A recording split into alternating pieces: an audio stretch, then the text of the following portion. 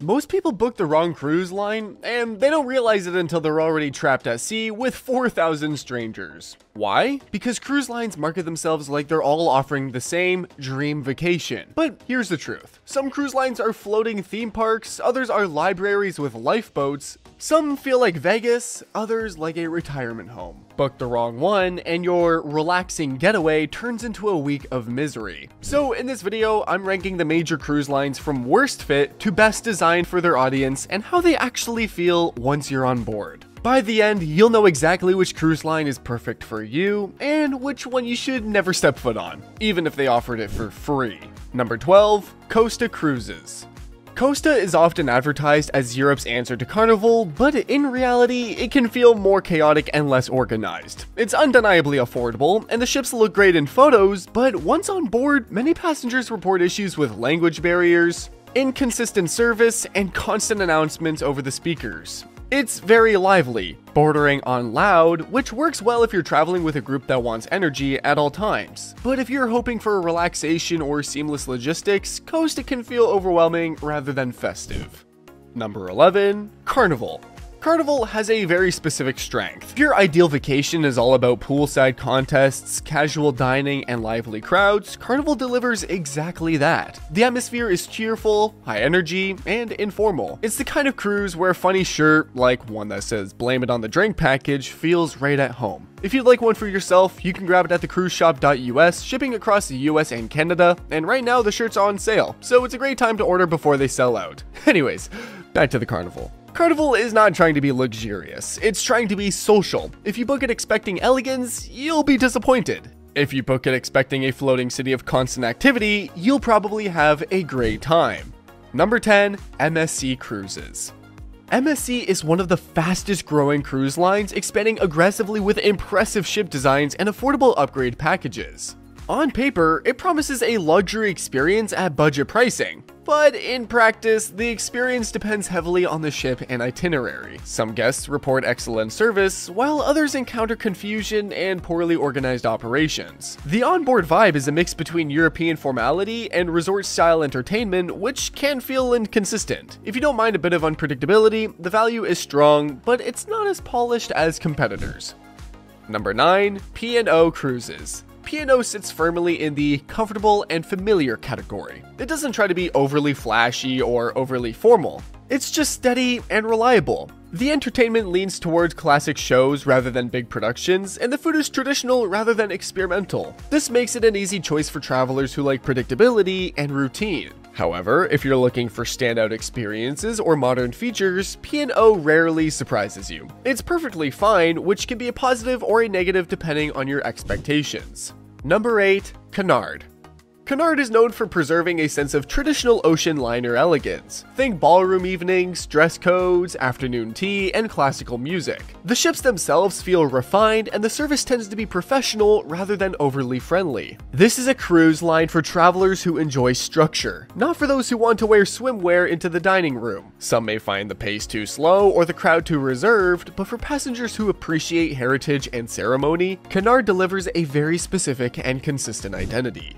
Number 7, Princess Cruises. Princess is often described as the calm middle ground of cruising. It doesn't push you into constant entertainment, but it gives you enough to stay engaged. There are structured activities, solid dining experiences, and a generally polite and respectful atmosphere. It's ideal for couples or mature travelers who enjoy traditional cruise routines without feeling restricted. The nightlife tends to wind down earlier compared to more energetic lines, but that's exactly what many Princess passengers appreciate: a relaxed end to the evening rather than a loud one. Number 6, Norwegian, or NCL. Norwegian leans heavily into flexibility, no fixed dining times, no dress codes, and plenty of casual entertainment. It's the opposite of Cunard or Princess in terms of structure. You can eat what you want, wear what you want, and plan your day as loosely as you like. The entertainment is often modern and engaging, featuring comedy clubs, live music, and Broadway-style shows. However, the relaxed style can sometimes feel inconsistent in service quality, and certain experiences are heavily tied to paid upgrades. Great for those who prioritize freedom over tradition. Number 5, Royal Caribbean. Royal Caribbean is the king of large-scale innovation. Some of their ships feel like floating cities with rock-climbing walls, surfing simulators, zip lines, and ice skating rinks. The activities and entertainment options are unmatched, especially for families or travelers who like to stay busy. But with all that excitement comes crowds, noise, and constant movement.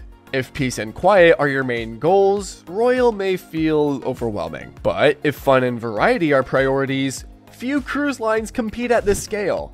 Number 4, Holland America. Holland America caters to travelers who appreciate finer details without leaning into luxury for luxury's sake. The atmosphere is relaxed, classy, and mature, with live music lounges, educational talks, and high-quality dining. It attracts guests who enjoy good service and calm surroundings, especially those who prefer reading in a quiet lounge instead of competing in a trivia contest at high volume. It's not built for children or adrenaline seekers, but for travelers who want refined comfort at a steady pace, it's exceptional. Number 3, Coral Expeditions. Unlike the major cruise lines, Coral Expeditions focuses entirely on small ship discovery. There are no casinos, stage shows, or nightclubs. Instead, you get expert-led excursions, nature briefings, and direct access to remote locations. If you enjoy being outdoors more than indoors, this is one of the best ways to see coastlines most ships can't even reach. It's more like a guided expedition than a cruise vacation. Less entertainment, more exploration. Number 2, Viking.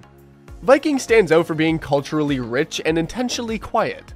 There are no children on board, no gambling, and no over-the-top entertainment. Instead, you get wine with meals, well-curated lectures, tasteful design, and scenic itineraries. It feels premium, but not snobbish. Everything is thoughtfully designed to feel effortless, ideal for travelers who value learning, aesthetics, and calm social settings over spectacle.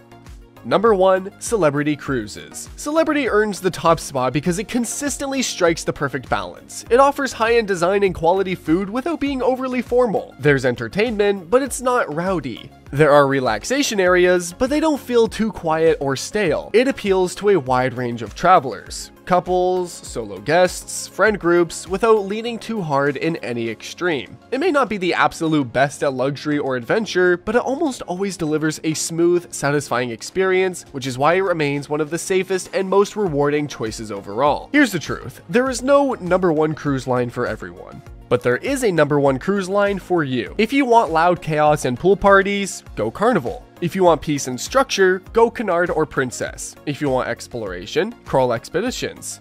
If you want refinement without paying ultra luxury prices, Celebrity is your winner.